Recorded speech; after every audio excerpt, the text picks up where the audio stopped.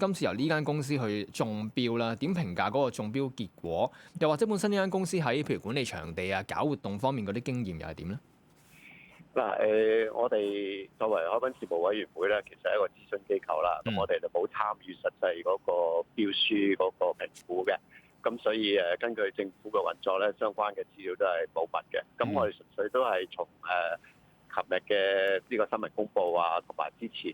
發展局同我哋溝通喺出標之前，咁我哋嘅理解咧，就第一就係其實我琴日聽到呢個結果咧，就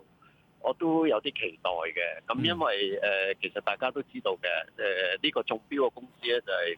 呢個恒基地產發展同埋呢個耀永文化有限公司合組嘅一間聯營公司啦。咁喺我哋嘅認知，其實因為恒基亦都係我哋隔離呢個中環活動空間隔離嘅一個主要發展項目3號用地嘅發展商啦。咁所以其實我聽到個結果，我就覺得咦，即係有啲期待喎。咁因為我會相信係將來呢個中環活動空間同3號用地將來落成之後，互相之間係應該可以發揮一啲比較大嘅協同效應嘅。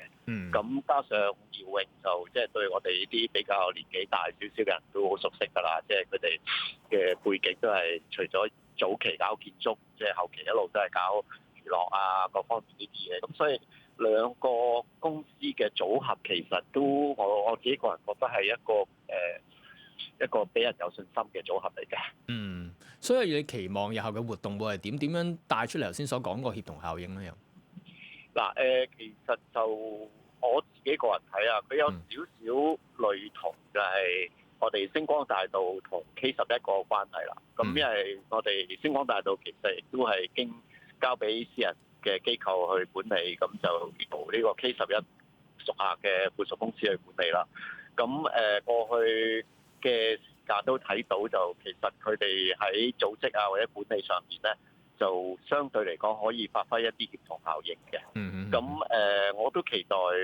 3號用地同埋呢個我哋嘅中環活動空間咧係會有同樣嘅協同效應啦。咁但係如果講翻星光大道咧，其實就睇到個結果，一方面我哋有期待啦，第二方面我相信我哋喺個監察角色亦都要把好關嘅。咁因為我哋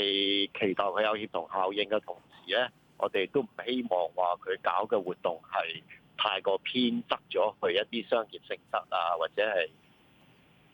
去推廣佢自己一啲商業品牌啊。咁希望搞嘅活動都係能夠平衡翻多翻少少係一般市民啊，或者我哋嘅訪客遊客係都可以參與嘅活動。